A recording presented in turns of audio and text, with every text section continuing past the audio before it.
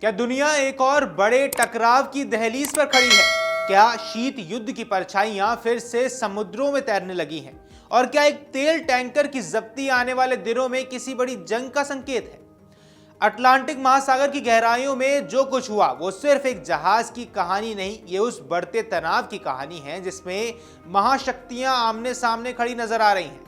एक तरफ अमेरिका जो वैश्विक प्रतिबंधों को ताकत के साथ लागू करने का संदेश दे रहा है, दूसरी तरफ रूस जो इसे अपनी संप्रभुता और रणनीतिक हितों पर सीधा हमला मान रहा है। सवाल ये नहीं कि एक टैंकर क्यों रोका गया, सवाल ये है कि इसके बाद आगे क्या होने वाला है। नमस्कार, आप देख रहे हैं अमर उजाला, मैं हूं आपके साथ साहिल सुयाल। और दरअसल अमेरिका ने हाल ही के वर्षों में एक अभूतपूर्व कार्रवाई करते हुए अटलांटिक महासागर में एक रूसी झंडे वाले तेल टैंकर को जब्त कर लिया।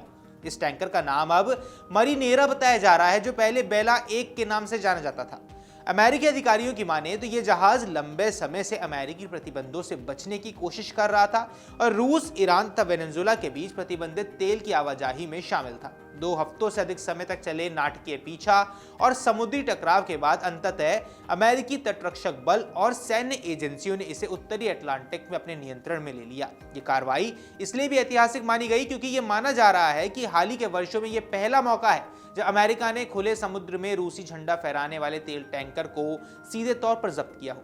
अमेरिकी प्रशासन का कहना है कि यह कदम वैश्विक प्रतिबंध व्यवस्था को सख्ती से लागू करने का संकेत है। अमेरिकी अधिकारियों की माने तो यह टैंकर पहले ईरान से रवाना हुआ, जिसके बाद यह स्वेज नहर और जिब्राल्टर जल डमरू मध्य को पार करके उसके अंतिम उद्देश्य वेनेजुएला से तेल लोड करने के लिए निकला था। इसी दौरान अमेरिका ने रूस, ईरान और वेनेजुएला से जुड़े तेल व्यापार पर अपने प्रतिबंध और कड़े कर दिए।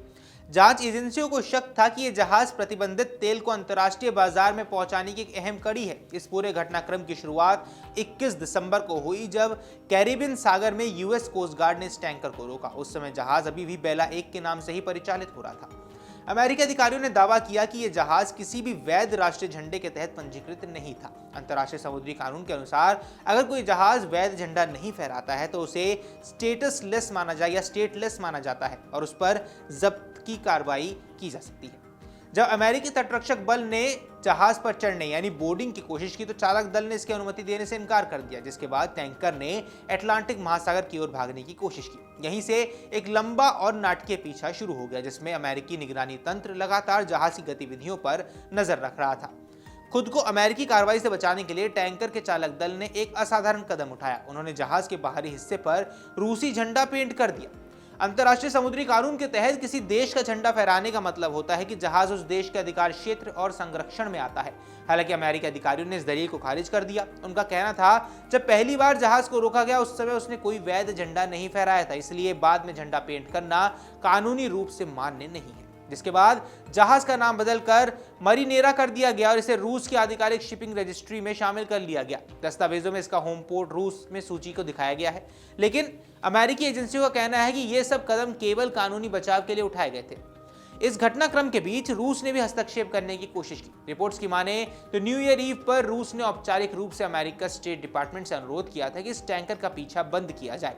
रूस का तर्क था अब यह जहाज आधिकारिक रूप से रूसी रजिस्ट्री में शामिल है और उस पर कार्रवाई अंतर्राष्ट्रीय नियमों के खिलाफ होगी। हालांकि अमेरिका ने इस अनुरोध को ठुकरा दिया।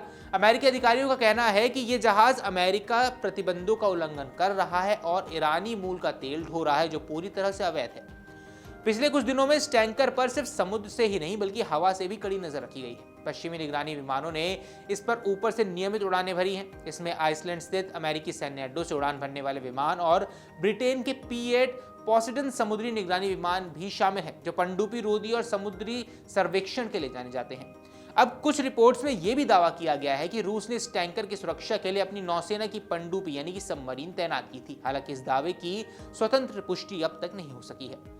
लगातार दबाव और निगरानी के बाद बुधवार को अमेरिकी तटरक्षक ने उत्तरी अटलांटिक महासागर में मरीनेरा को जब्त कर लिया, जिसके बाद जहाज को अमेरिकी नियंत्रण में ले लिया गया। इस कार्रवाई पर प्रतिक्रिया देते हुए अमेरिकी रक्षा सचिव पीट हेग्सेथ ने कहा कि प्रतिबंधित तेल के खिलाफ यह अभियान केवल एक क्षेत्र तक सीमित नहीं बल्कि पूरी दुनिया में लागू किया जाएगा। उनका कहना था कि जो भी देश या संस्था प्रतिबंधों को तोड़ने की कोशिश करेगी उसे इसी तरह की कार्रवाई का सामना करना पड़ेगा। ऐसे में एक सवाल बहुत अहम है कि आखिर क्यों यह टैंकर इतना अहम था।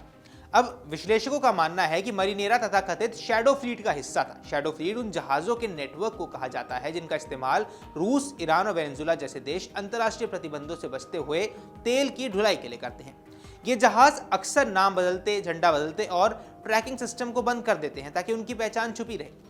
अमेरिका पहले ही 2024 में इस जहाज को प्रतिबंधित कर चुका है। आरोप है कि इसने अवैध कार्गो ढोया, प्रतिबंधित तेल व्यापार में अहम भूमिका निभाई। यही वजह है कि अमेरिकी एजेंसियों के लिए इसे पकड़ना प्रतीकात्मक और रणनीतिक दोनों ही लिहाज से बेहद महत्वपूर्ण माना जा रहा है।